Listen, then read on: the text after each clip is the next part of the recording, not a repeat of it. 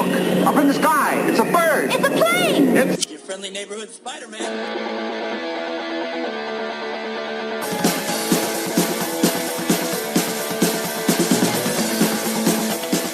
And just like that, the Watching Comics podcast is back. Man, I'm excited about this one. Jake, are you stoked? I'm so psyched. This is one that I think it's been coming for a little while. It has been. I've known you for a long time and a day, and I feel like this has been one of those topics where this is an important thing for us to reach in our friendship. Like, we needed to hash this out when the time was right, and I think the time is right. Yeah, I think that we're going to come out on the other end of this thing, much closer, in the way that two people can only be bonded through battle. Yes, definitely. Like, we're going to go into the thick of it. We're going to get bloody. It's going to get ugly. I might say something horrible about, we may say something horrible about each other's mothers, but at the end of the day, we'll give each other a nice bro hug at the end of it all, and we'll say, love you, man. Yeah, for sure. I think that's all within bounds. I also am just super psyched to, I don't know, I'm interested to hear, like, I know that we're going to disagree is ultimately what I'm saying, and so, like, I'm anxious to hear, like, what your specifics are, and and see just how earnest you are in trying to prove me wrong, because what I'm really interested in seeing is at the end of this, like, seeing some feedback we get, because I want to know who's in the majority. I want to know if more people are on your side or mine is ultimately what I want to know. Well, and I think that this is going to be a really good one, because I actually think we're going to land a little closer together than you expect, but yes, still on the other side of it. So maybe an amicable impasse? Perhaps, yeah. Because I don't know. I don't want to spoil anything. Yeah. But one thing I do like that we're kind of doing is we're kind of low-key creating a different hashtag for every episode on Twitter. So last week I was particularly proud of what we came up with, which was Watching Comics, Watching the Win. Like, I feel like that belongs on a bumper sticker or something. I would print the shirts right now if I thought anyone but me and the children I dress would wear it. Completely. But you know what? There is also something to be said about dressing your son in one of those, because I just think that would be amazing. Man, it'd be great marketing, right? That guy gets a crowd like nobody. Completely. And I mean, I would totally deck my daughter out in something like that, because every time I take her out in public, everyone just flocks to her. And also, so what we've got for this one is the great, as you have put it together, the great Snyder debate. We are here to discuss once and for all, at least between our friendship that's been longer than a decade. I believe I've known you longer than a decade. Yeah, we've been friends for a while. We're like 11 or 12 years, right? Like, I was trying to figure this out the other day. I mean, we've been friends longer than either one of us has been married. So there's something about that. Yeah. So once and for all, like, I think this is kind of like a pinnacle moment in our friendship. So we're going to debate on where do we stand on Zack Snyder, the director of famed films like 300, Watchmen, Man of Steel, Wonder Woman, Sucker Punch, Batman vs. Superman, Justice League, and a random one-off animated movie called Legend of the Guardians about a whole bunch of owls. So I just saw that on his IMDb when I was getting ready for this. I had no idea. I actually saw that movie in Norway when I was studying abroad in Norway. Fun fact. And it is what you would expect it to be. But I just want to say this at the very beginning. I did throw out a Twitter poll earlier in the week for Zack Snyder. We have on the Watching Comics Pod Twitter page. We got a few votes here. I said Zack Snyder, bold and innovative, meh, or painfully overrated. So the votes came back, the tallies have been done, and he is sitting at bold and innovative with a nice sharp 78%, and a meh at 22%, and 0% for painfully overrated, which I'm shocked that there wasn't a single person that voted that didn't call him overrated, because he seems to be like a whipping boy of sorts in a lot of circles on the internet. I'm really shocked at that 22% went with the middle of the road option, because that's not the internet that I know. There's not a single part of the internet that I know that's like middle of the road. Right, like you can If find anything. websites dedicated to people agreeing about things they love, and they will still find ways to take the polar opposite, angriest stance possible. So kudos to our listeners that were like, there's a middle ground to be found on this issue. I think we are the men of the middle class. We are the independents. We are here for the everyman. We are here to be a voice of the people, Jake. We're building bridges, we're healing wounds, and damn it, isn't it about time someone in this country healed some wounds? Well, man, after 2017, we need a lot of healing. That's all I got to say. If it wasn't for Tiffany Haddish last year, my year would have been very grim. I can't even keep this bit going. Okay, so Zack Snyder, all right? Let's just go ahead. Jake, I'm going to give you 30 seconds, and just give me 30 seconds thesis of where you stand on Zack Snyder. Okay, tell me when to go. All right, hold on. I'm going to pull up my stopwatch. Here we go. Stopwatch on my trusty cell phone. Isn't it a great time to be alive with this wonderful technology? Okay, in 3, 2, 1, go. He's okay.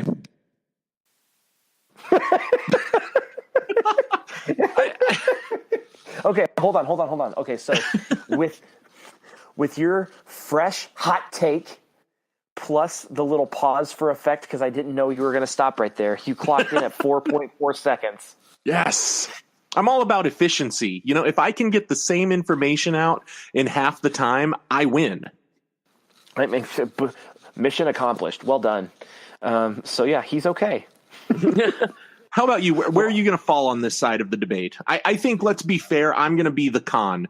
Like, I'm going to be anti-Snyder, for lack of a better term.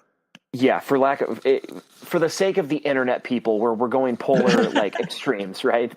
Yeah. We need the black and white rigidity for the internet people. So yeah, you are the con. I'm definitely pro. Granted, let me say this. If you haven't figured this out about me yet, listeners or readers of my stuff on the internet, I am harboring a borderline unhealthy fascination with Superman. Okay? So that's going to like adjust my answer a little bit. So I'm going to say Zack Snyder, not the best of the bunch in terms of comic book directing, but in the upper echelon. Like he deserves a place at the head banquet table. Yeah, I think that's a fair representation of your stance on things. I think what we're going to probably be coming towards, the big point we're going to be hitting an awful lot as we talk about some of these more specific titles, is that I think in terms of just conceptual ideas and his takes on humanizing fantastical narrative, I think he is almost genius level awesome. But then where he falls short is that there's at least one moment, if not 2 or 3 moments in every single one of his movies where you're like, that's where it loses tone, or that's where it derails, or that needs to be reworked, or that could have been cut entirely. And it seems to be a moment or 2 moments that require a big like emotional buy-in, or a lot of budget money because it's an action sequence or something like that. And so you're just like, man, you were so friggin' close. But there's just like this 1 or 2 things that seem kind of important in the movie that you put together that didn't need to be that important, or could have been reworked and could have taken it up to the next level. So it's like, I don't want to call him Christopher Nolan, but at the same time, like I would rather him direct most of the Marvel movies that we've had to sit through. Oh, interesting. Okay.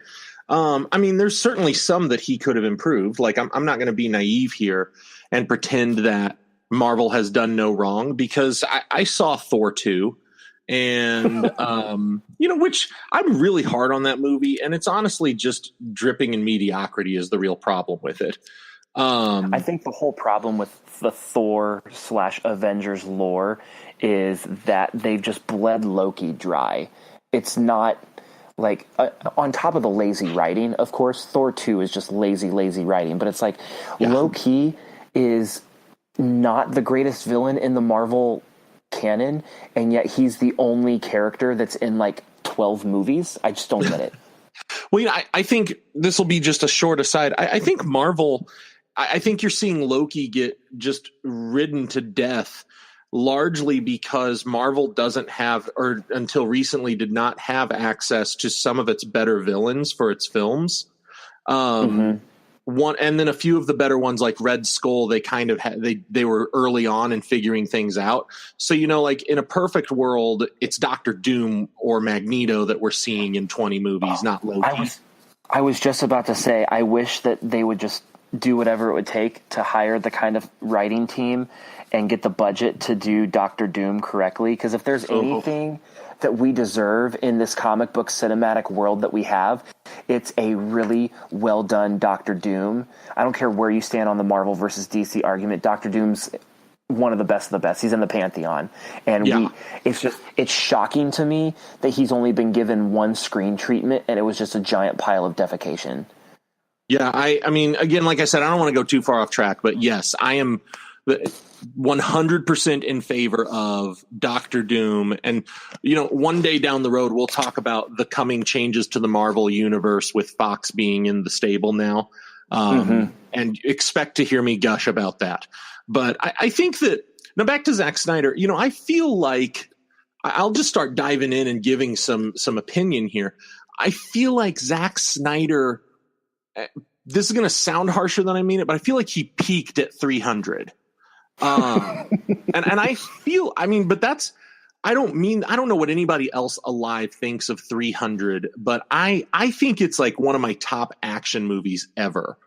I love 300. I think it is one of the most perfect adaptations of anything I've ever seen. And 300 takes the source material and just creates something so insane in all the best ways. And so I whenever I start feeling frustrated with what's become of Zack Snyder's career, I kind of go back to 300 and I just get warm and fuzzy. I'm like, yeah, but man, it was good while it was good.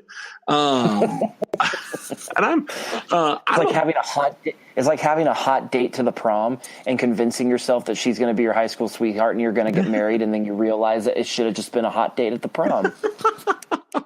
Yeah, it sounds like a great way to wrap it up. I think Zack Snyder.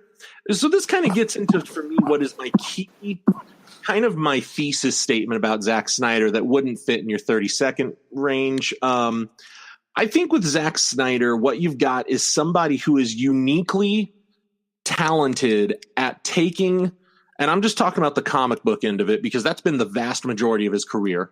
I think he's someone who is uniquely talented at taking something on a page and translating it to the screen. He gets the visual transition from the comic medium to the film medium like nobody else in the world. And he deserves credit for that.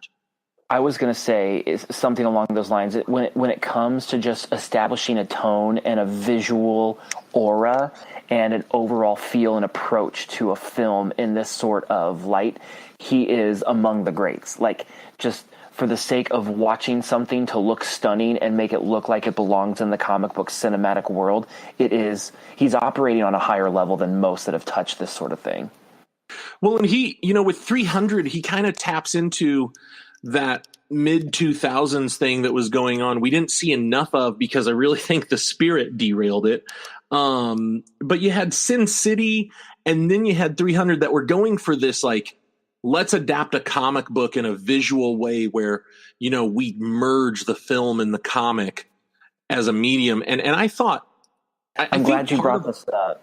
Yeah, go for it. Take it and run. No, I was just gonna say, I'm glad you brought this up because, I just wanted to say that, like, Sin City and 300 came out less than a year apart from each other. And even though we don't have those same types of approaches as often in the comic book graphic novel world of movies, I just have a hard time believing that the comic book cinematic universe that we are living in right now would be what it is without those two pillars kind of just blasting the roof off the joint. Well, and I think they're also two dark horse movies that, like, they never get the credit they deserve. But, they're awesome. I think Sin City is in the discussion of possibly breaking into the top 100 greatest movies ever made. Wow, that's high. That is high praise. I have never sat down to actually make that list, but I think at least if we're talking for me, I'd probably put that in. I really love Sin City. I really love Watchmen. So here's the thing for me with Zach. Where the wheels start to come off a little bit is when he got chosen for Watchmen, I had this kind of cautious optimism about him directing that. And we throw back to our last episode, with Watchmen. Way back in the day. Yeah, long, long ago when the world was young. I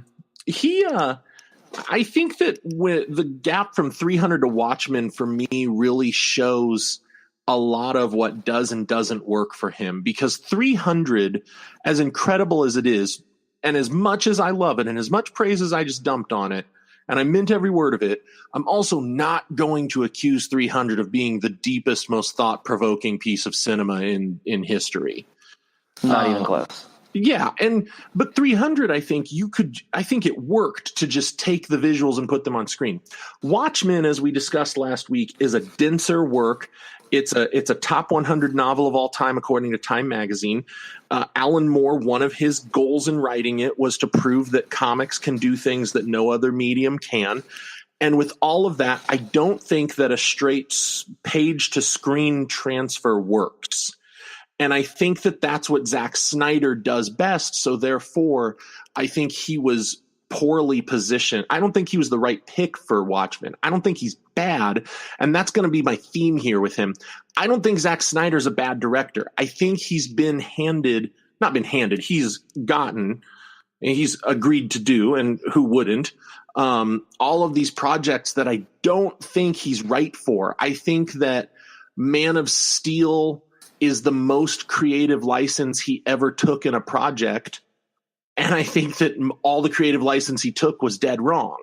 I also think that he grabs the wrong comics for his inspiration, and he's real hung up on some comics that are super important, but then in the light of, hindsight being 2020, maybe aren't the highest quality. That's interesting. I will say, I'm going to give a quick shout out to my previous podcast, Starving Critics. And I did a whole episode with my friend Rachel talking about how, do we think Anthony Hopkins is a phenomenal actor or just a decent actor? And it's that concept of like, we came to the conclusion that Anthony Hopkins, even though he has that kind of reputation of being like, oh yeah, if you just say Anthony Hopkins, say the first thing that comes to your mind, you say brilliant, like Hall of Fame level, and then you really break down his career and you realize he's really only got like maybe 5 or 6 super good performances out of like 50 different film credits, and those 5 or 6 are the only ones that came with like really good directors.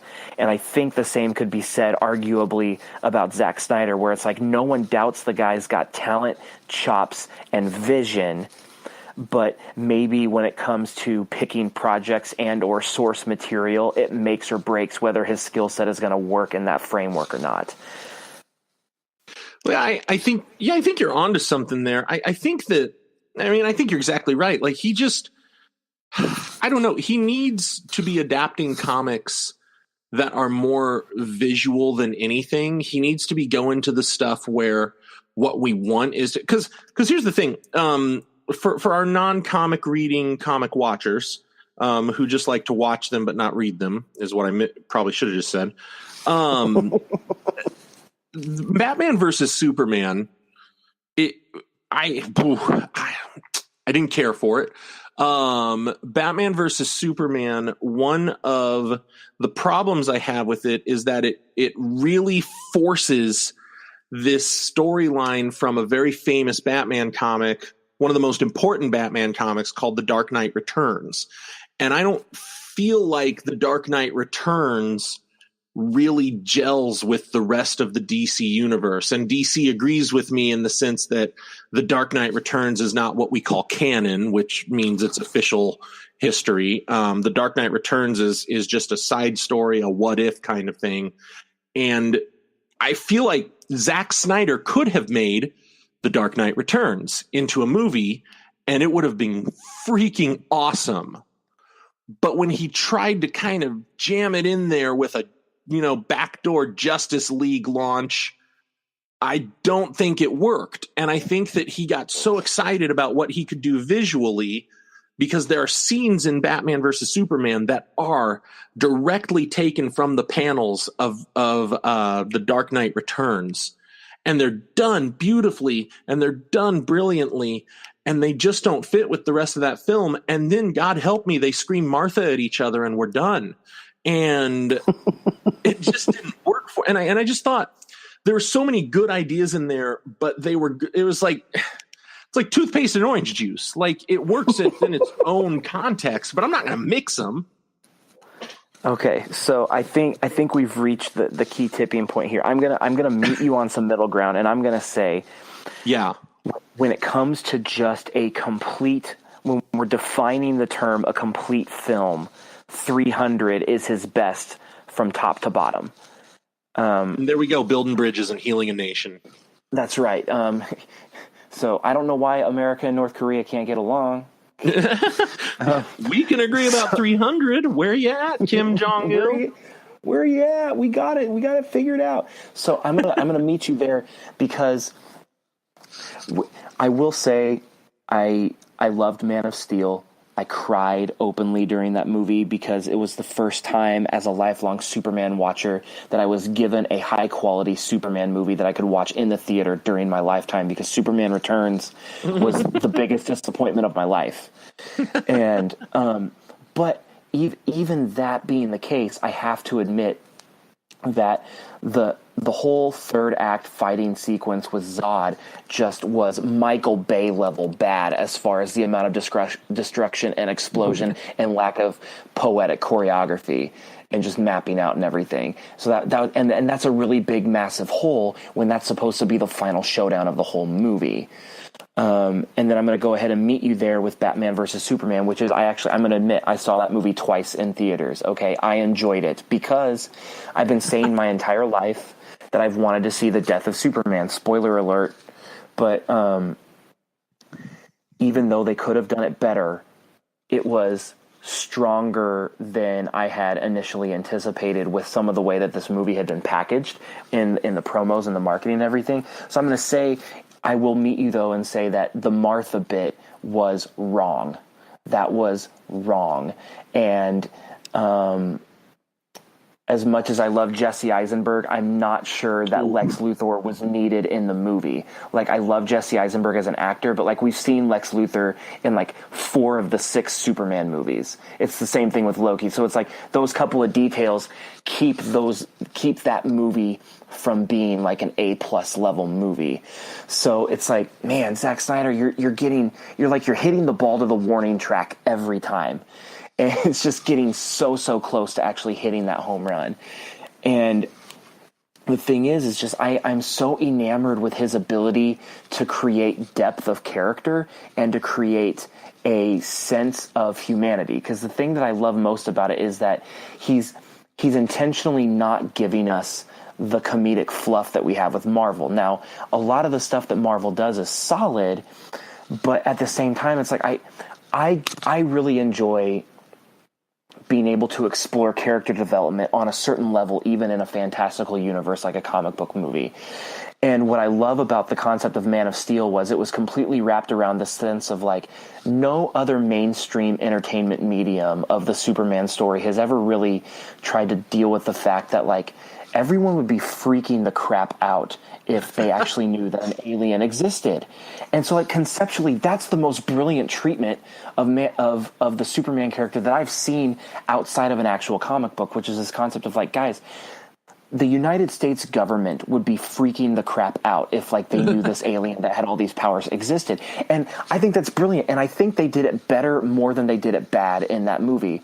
And with Batman versus Superman, it should have just been a standalone. The introducing of the Justice League was just a little bit too feeble. But at the same time, like, I would still put Batman versus Superman over at least 5 of the Marvel titles. So that puts Zack Snyder above a bunch of the directors that we're used to watching already, to me. So can I rewind you for a second? Because you hit something in there that I actually was hoping we'd bring up, just because I mean, if we had started this podcast a few years back, then we probably could have done a whole episode on this one question. Do you think? How do you feel about Superman snapping? Spoilers for a 5-year-old film. If you're this far in, guys, what are you doing? But how do you feel about Superman snapping Zod's neck at the end of Man of Steel? Are you in favor of that development? Did you think it was good depth? Do you think it was a mistake? Where do you come down on that?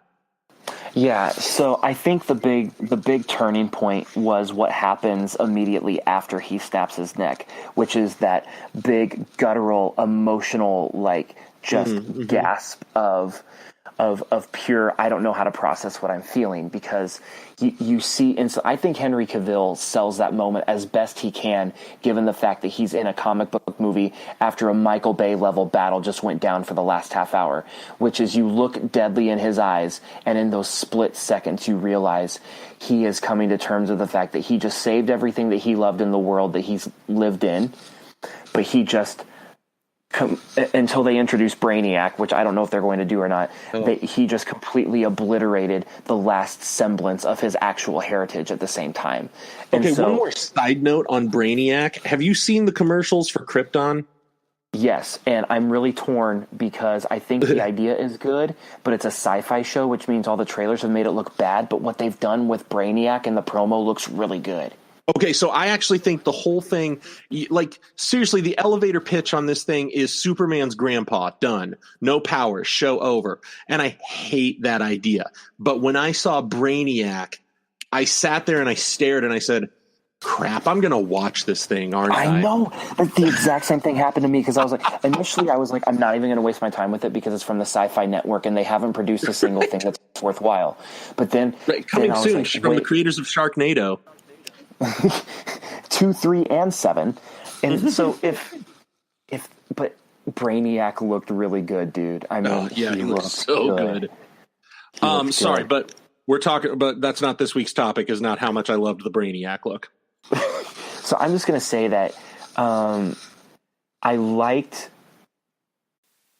was on board with him eradicating Zod because of the moment after. I go back and forth on it.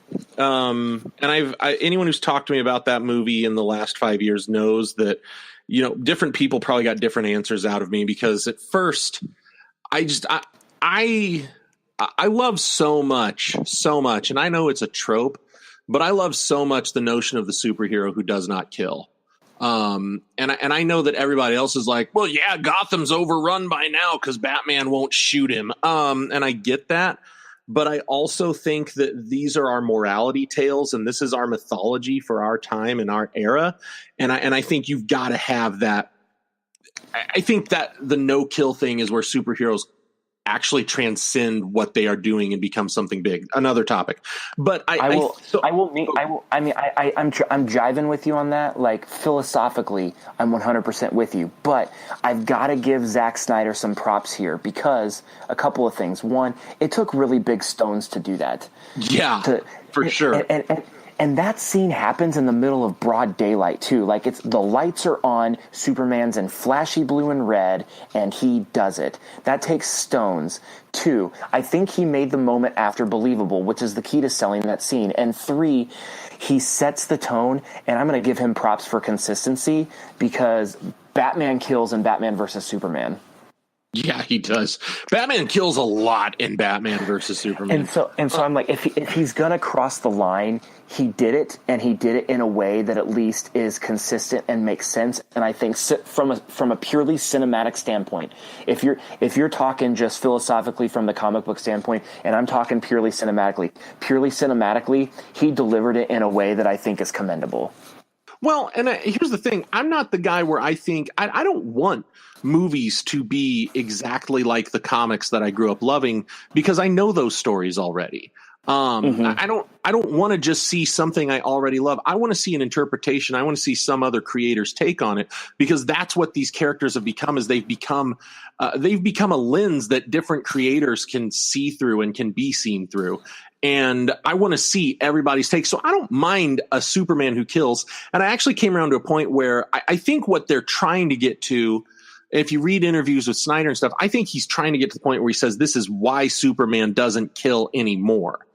You can easily make the argument. You can easily make the argument that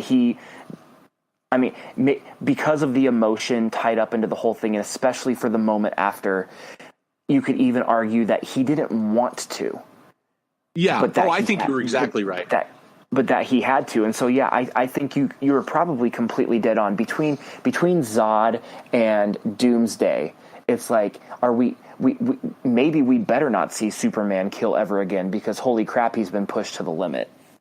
Well, and I think my biggest issue with Man of Steel, and this carries over into Batman versus Superman, I actually think that what works about the Superman character is that he's not an alien, at least in his own mind.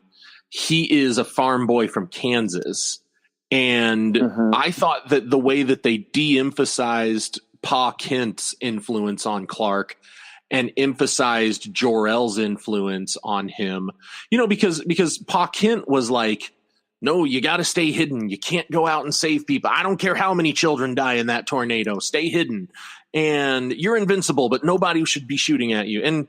But Jor-El is like, no, my son, go be Jesus. And I thought that, that's a flip-flop from the way the story is traditionally told. And I don't necessarily mind the flip-flop, but I don't think it fits the themes. Like this benevolent outside force. I mean, that's what Lex Luthor is claiming he is. And I thought that, I don't know, maybe that's what he's going for, but I thought that it made the bad guy right a little bit. Whereas if he's just, Ma and Pa Kent's son from Smallville, who's just going to go do the right thing because that's what he does, I think that's a character that I like more than the benevolent alien. And so to me, like a lot of the stuff that comes after just doesn't feel earned to me. Does that make sense? Like I think that's my biggest issue with where he took Superman. It's not even the killing. I logically I can see where you're coming from, but at the same time, it's like I think, and maybe it just comes back to the concept of they made the choice. The crux of the story is this concept of like humans would actually be freaking out if they knew this guy existed, and maybe that's the fundamental issue, because if that's the route they're going, that's what they had to do. And I will say this: isn't that essentially what we had in Black Panther though? Like, T'Challa was being exactly who his father told him to be, and then he realized that was wrong, and he literally told his dead father, no, you're wrong, I'm changing everything. Yeah, I definitely think, but I also think that Black Panther is going with different thematic elements. I thought there was more of a narrative journey in Black Panther that followed, whereas for me, fair. The Man of Steel journey just doesn't follow. I don't know. I just didn't like the re-envisioning of Superman as the benevolent outsider, as opposed to, because the dichotomy between Superman and Batman is that they always say Batman's the real person and Bruce Wayne is the mask, whereas Clark Kent is the real person and Superman is the mask. Tarantino's thoughts in Kill Bill 2 notwithstanding. Which was a great monologue, but it's also, I don't agree with it, but I think that Clark Kent is the character that matters in the Superman mythos. And I thought he got de-emphasized so much for Man of Steel that it made it a little trickier for me. That's my big gripe with Man of Steel.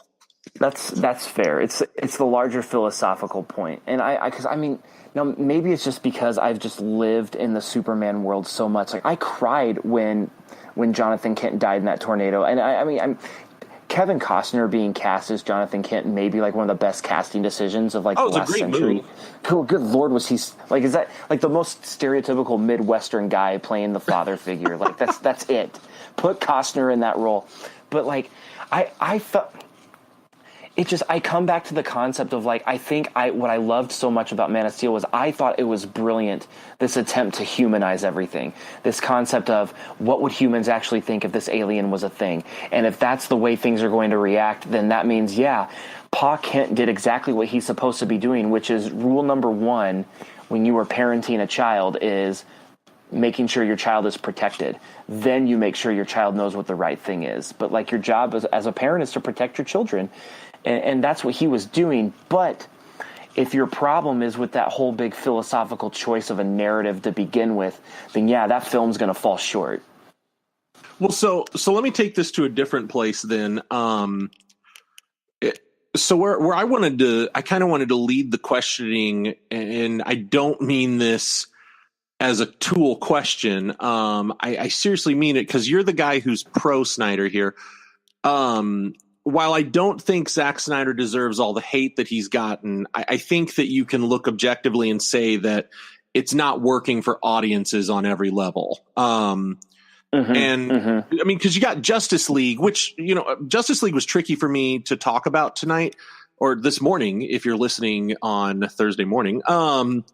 Justice League was tricky for me to talk about because it's not entirely his film. So I kind of wanted to stay away from that one because it definitely got kind of cut up and pasted back together by Joss Whedon, which I know your thoughts. Oh my gosh. Yeah, let's not go down that rabbit hole. I'm going to go to a dark place. But when we did episode 1 and we talked about Black Panther and we talked about winners of the movie, in the back of my mind, I thought, if there's a winner, there's a loser. And the loser is definitely Warner Brothers, who just watched a previously unknown character gross more money than the Justice League will ever do. And so I'm not celebrating that. I had really high hopes for Justice League. And I think that I say this as someone who's always preferred Marvel to DC. I also think that the Justice League is the superior super team to the Avengers. And I don't think you can beat Batman and Superman and the Flash and Green Lantern all on a team. And then you're going to bring in Ant-Man, whatever. But so why do you think, you're the guy who loves it, why do you think it's not connecting with audiences in the way that at least Warner Brothers marketing department would like? Okay, can I take the complete total fanboy cop-out answer? You take whatever route you want, because this is an opinion show and you're 50% of it, probably more if we're being fair. So yeah, go wherever you want. Okay, I'm going to say that the problem is that the heads at Warner Brothers, the deciders, the suits, whatever you want to call them, they decided that the comic book movie universe was a race between Marvel rather than a mission to just tell good narrative. Oh my gosh, you're so right. Because here's the problem. Marvel got a jump. Okay, there are two big problems. One, Marvel got a jump start. Two, Christopher Nolan's Dark Knight movies are not part of the DCU. So if the Dark Knight movies are not part of the DCU, that means Warner Brothers is 5 years, 6 years behind the curve if we're looking in the terms of a race, which means Marvel got 5, 6, 7 extra years of being able to give us individual superhero movies, backstory, laying the groundwork foundation of all this stuff, connecting the dots, all of the crappy end credit sequences, all of these sorts of things, right? And so then Warner Brothers jumps in and says, hey, we want a piece of the pie too. And rather than just doing it the right way and picking good directors to write good stories and make good movies and introduce people in a correct form, they said, let's just ramp things up to Justice League as fast as we possibly can. So we got Man of Steel, which was a legitimate one singular movie, kind of like Iron Man 1 or Captain America 1. But then everything after that was well, instead of taking steps 2, 3, and 4, what if we just combine them all to make a really big step 5? And I'm going to err on the side of I'm advocating for Zack Snyder and saying that I think he did the very best he could, given the fact that he's been a lifelong Superman and Batman fan and has always wanted to put his fingers in those pies. But he also was been given some pretty hefty orders from above that said, these story components have to be here. You're going to be working with David S. Goyer, and we're going to give him 5 different threads he has to try to weave together. Because you also have to remember, Goyer was working with Christopher Nolan on the Dark Knight movies, and they took their time with those stories, and they were able to be meticulous and singular. And then they said, now go do the rest of DC, and you have to do it in half the time. So I'm willing to give a little bit of grace to Zack and say he's a visionary. He knows how to make really beautiful films. He knows how to humanize things that we otherwise have a hard time identifying with. But it's really difficult to to live up to the tall order of saying, let's lay the table for all of this without following the natural progression of things. Is that fair for me to say? I think it's more than fair. I think I would say the same thing as you, but I would summarize it just a little differently. And I would say there's a certain cynicism to how Warner Brothers has approached this. And I think you nailed it on the head with like rushing to the finish line. And I think that nothing sums up for me my problem with the DC extended universe, because it's the Marvel Cinematic Universe and the DC extended universe. So the DCEU. My biggest issue with it is summed up in the marketing campaign leading up to Suicide Squad, because the first time they showed footage from that thing, it looked like it was an unofficial sequel to The Dark Knight. It was dark and brooding, and that first teaser trailer where it was that creepy cover of the song "I Started a Joke," and that was like that's one of the single best trailers I've seen in the last like 5 years. Well, that's just it. Like everybody liked that. Everybody thought it was good. And then the movie was like, I hate to say it was the biggest waste of money I've ever had, but it's in contention. Well, because that's the thing is like, you get 6 months later, it's time to do another trailer for it, and they're like, oh, that raccoon thing Marvel did made a lot of money. You think you could work that in? And so next trailer we see, it's bright neon lights and they're playing Queen in the background and cracking jokes. And I'm just staring at it like, is this the same freaking movie? What's tough is that we've got Wonder Woman in the mix here, and we don't need to go too much down that rabbit hole, but I thought Wonder Woman was a fine film. It was wonderful. And I disagreed, but I'm wrong on that one, because that one has been more than well received. But it also almost feels a little bit too late too, because it's like it came after Batman versus Superman, and with the Justice League already finished pretty much. It's just like I just feel like if they would have just slowed down and followed the natural order of things and did like the Man of Steel movie, did Wonder Woman, and then if they would have done Batman versus Superman, but they would have done it, as you suggested, just as The Dark Knight Returns and not a precursor to the Justice League and Death of Superman, like if they would have just done those three things right, then we would be having a completely different conversation about the DCEU, and maybe Zack Snyder gets a little bit more praise. Yeah, I think you're probably right. I definitely think meddling from higher up interferes here, and I think it's a big factor that there's clearly a corporate culture of reactionaryism. I ran out of words. It's that reactionary like type stuff thing. Yeah, one of those.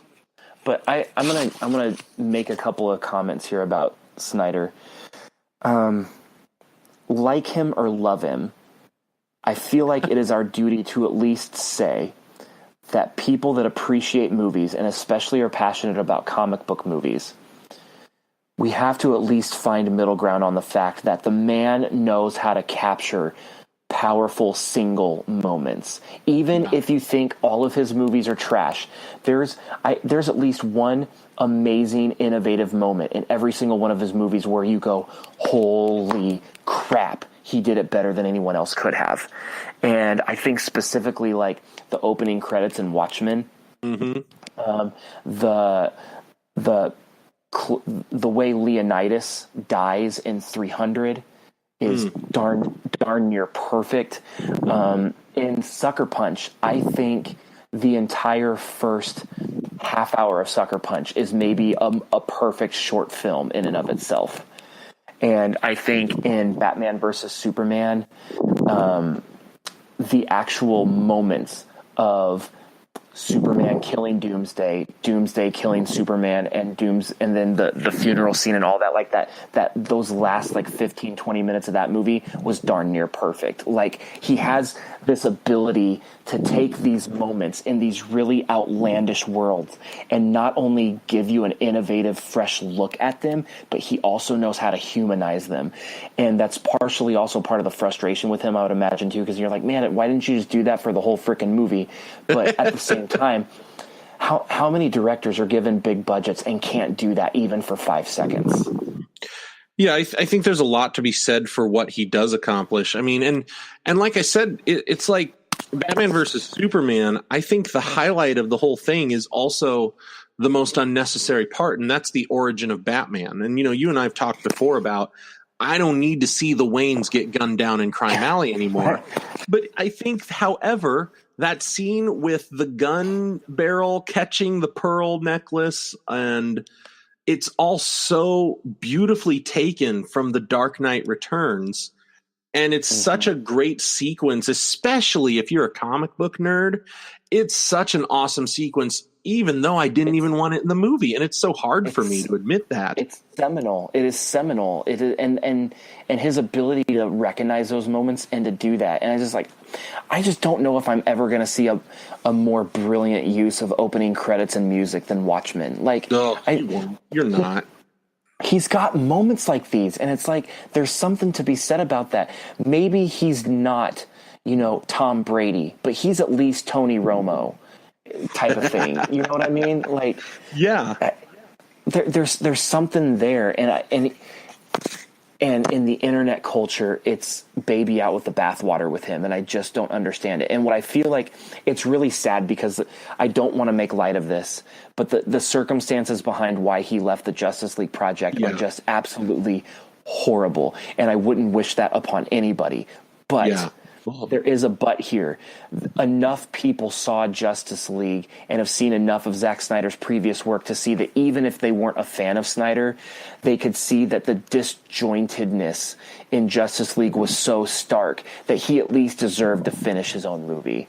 You know what I mean? Like, whether we would have liked his full version of Justice League or not, it didn't deserve to be hacked to death like Joss Whedon did. And it just was wrong. Well, and I'm pro Joss, to remind our loyal listeners, but I also was a little confused at, like, I don't know, like, gosh, this is going to sound so terrible.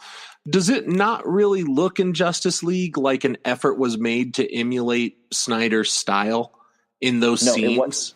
It wasn't. And reports came out that after Joss came on that he was going to be doing a whole bunch of reshoots for that very reason. Yeah, and like the reshoots. And they also cut out. It didn't make any sense, and they also cut out a big chunk of the Batman narrative, because if you're, I will give a shout out to my brother. My older brother is the biggest Batman fan that I know of in my circles, and he came to the town I live in and watched Justice League with me. And when the whole thing was done, he said, I thought it was a good movie, but as a Batman fan, this is the first time I have gone to the movies and left feeling like I was disappointed in my favorite character. And you know what? I couldn't disagree with him, because they really neutered Batman in that movie. And I have a feeling a lot of that had to do with a lot of the reshoots and the reworking that Joss did, because I just have a hard time believing that Snyder was going to leave Batman leave us that much in wanting after Batman in that movie. Well, and I question, man, I don't know. I don't want to question Joss Whedon's integrity here. That's not my point. I feel like, as someone who does like the work of Joss Whedon, I feel like he's got to be talented enough at least to emulate someone else's style a little. Like, I don't mind that you can look up there and say, oh, I bet this is one of the scenes Joss did, but that there are full-on reshoots feels a little weird to me. And does it, to go back to that cynicism thing, does it feel like this is pure speculation on my part. And good Lord, I am not looking to start a fight with Warner Brothers, but it feels like, again, there's that cynicism there. It feels like they said, well, yeah, it sucks what's going on with ZACK, but as long as we got Joss in here, he made a lot of money with that Avengers thing. What if we let him just play with it a little? And it's hard not to make that conclusion, though, right? Like, that's where we're at. Yeah. That's where we're at. Yeah, so I guess one of my big questions for you then would be, so in the aftermath of Justice League, which was lukewarm received, people didn't hate it, people didn't love it. Just generally speaking, I'm looking at Rotten Tomatoes and stuff. It went over okay. 40%, but that's better than some other things on the list there. It didn't make, it did $227 million is nothing to, that's a big deal. That's no little amount. But at the same time, so in the aftermath of Justice League, the studio looks like they are restructuring the DCEU. It is uncertain if anyone other than Wonder Woman is going to be sticking around. And so my question to you is, when the dust clears on this, do you think there's a place for Zack Snyder left in the DCEU, or do you think we've seen his last DC movie? It's a good question. The big variable is that Warner Brothers has anointed a different person to head up the comic book movie section of its company. So the brand new number one voice on high in that world. Every report that I have read has said that the Man of Steel 2 movie with Zack Snyder is still on board. Like, that's still on track. So if that happens, then no, we have not seen his last movie. But the big variable is, like, the standalone Batman movies are going through a lot of turmoil right now. Oh, man, yeah. The ones that are supposed to be coming up, and I don't know what's going to make of that, and if that's going to be still part of the Justice League lore, and if that's not going to be part of the Justice League lore, that might be the last thread that Zack Snyder has if they decide either not to do Man of Steel 2 or they're done with Man of Steel after Man of Steel 2. So I think he gives us a second Superman movie. I think that's going to happen. After that, it's a giant question mark, and then it's an even bigger question mark then to see, like, where does he go from there? Because Sucker Punch, I think, is definitely underrated, but it's not his best. And we're far removed from 300, and there just aren't very many Frank Miller great graphic novels left to adapt. So it's like, he's not going to go to Marvel because he's way too dark for Marvel. So it's like, what is he going to do? Is he going to try to do something original, or are we going to not hear from him for a while? Like, that may be the more gloomy side of things, actually. Yeah. After all of the mean and nasty things I said about the direction of the character in Man of Steel, one thing I do want to praise him on is that there's clearly a character arc in his mind that he's going for with Superman. And I just reading interviews with him, reading interviews with Henry Cavill? I think it's Cavill. Cavill. Pardon. Excuse me. Thank you, fact checker. Reading all those interviews, looking at the way that things are panning out in the movies, it feels like Snyder's goal all along has been to get us to the Superman that I personally would prefer to see, but he wants to show how we got there, and he wants to tell this multi-film story. But I've always felt like Superman is the true star for him, and that, like, Batman versus Superman is all about, even though it ends up killing him, it's about Superman inspiring Batman. And I think I say all that to say it would really break my heart to not see him get his shot at what sounds like the movie he's been building to all along with Man of Steel 2. And I couldn't agree more. I mean, if you go and you watch interviews with Snyder from the very beginning of him jumping on board with this whole saga, you definitely know that Superman is the one that he knows the most intimately. Superman is the one that he's the most passionate about. You can just tell by the inflection of his voice and the knowledge that he's wielding. That's his world. So I couldn't agree more with you. That, I mean, it's like Randy Johnson's slider. Like, it's Michael Jordan's fadeaway jumper. Like, that's where he's at. He can do a whole lot of other stuff, but that's the signature right there. And so I would hate for that to be incomplete. And I'm sure in his mind, he probably had more than 2 movies even mapped out in his head. But man, it would be a shame if we only got the one. Yeah, I agree. I think that looking at what he has done in the past, looking at what he is capable of, even the movies of his that I didn't enjoy, I do want to see that happen. And if nothing else, even if it's a pile of trash and even you don't like it, the man still deserves a shot. I say let him finish it. I completely agree. And knock on wood, it cannot be worse than Batman Returns or Superman Returns. Superman Returns was just... Nothing happened. Nothing happened. Nothing happened. Oh, look, there's a kid. Movie over. Or to quote Kevin Smith, who nails it more perfectly than anyone else ever could. Here's another movie with Lex Luthor, who is more brilliant than anyone else, has more money than anyone else, and he's only interested in real estate. That's exact. Man, I love that guy. Kevin Smith, that is, not Lex Luthor. Yeah. So anyway, I would say Zack Snyder, I mean, he doesn't have a huge dossier yet. I mean, he's got the 7 movies, and that's it. But, I mean, we're definitely in agreement that he's got some talent. He's got some vision. He gets a bad rap. And that 300 from top to bottom is definitely his most complete film. Yeah. Well, and that's just it. I think my big thing is, like, I just don't want the internet to win. I don't want this idea of, like, everything's either the greatest or the worst thing that's ever happened.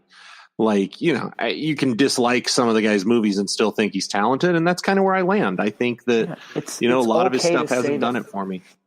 It's okay to say that someone is better than competent, but not quite right. Spielberg. And that's where he's at. He's in that Ron Howard limbo of you've got moments of brilliance, but you're not by any means a first ballot Hall of Famer. You don't think Ron Howard's first? Wow, man. No, not even close. We clearly have other debates to be held. I mean, if you're looking at the entire, just quick little tangent, looking at the entire body of work of Ron Howard, a lot more misses than hits. Okay, I could agree with that, but maybe he's you've been doing some sports metaphors tonight so that nobody thinks we're huge nerds. So I mean, I'll say maybe he's not afraid to strike out so he can hit a home run. Maybe he's not. We'll call him Sammy Sosa. All right, so hit us up on the social medias, our fellow listeners. Use the hashtag Great Snyder Debate for this episode. We are on Instagram at Watching Comics. Jake, what is your Twitter handle? At I Watch Comics. It's real creative.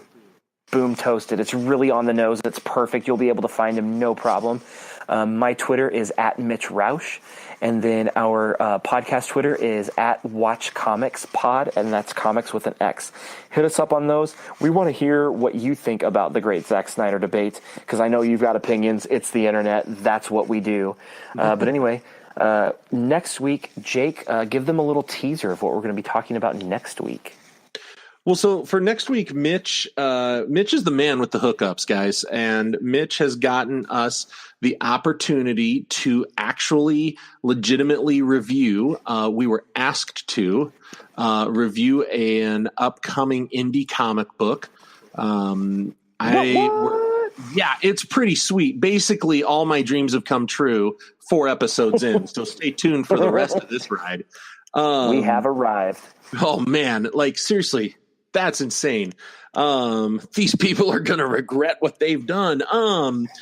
But yeah, come on back next week. We're going to talk just a little bit. It's not going to be the whole episode, but we are going to talk about our review of Alien Toilet Monsters. Boom. It's going to be awesome. I'm super excited. And we're also going to dip our toe into the Jessica Jones pool as well, the Netflix series. It's gonna be good stuff. Oh man, I'm psyched too. I actually haven't watched any of it yet because I want to come in with fresh opinions. It's going to be good. It's going to be good. So anyway, hit us up on all the socials. Thanks for listening, and you will hear from us next week. We'll see you later.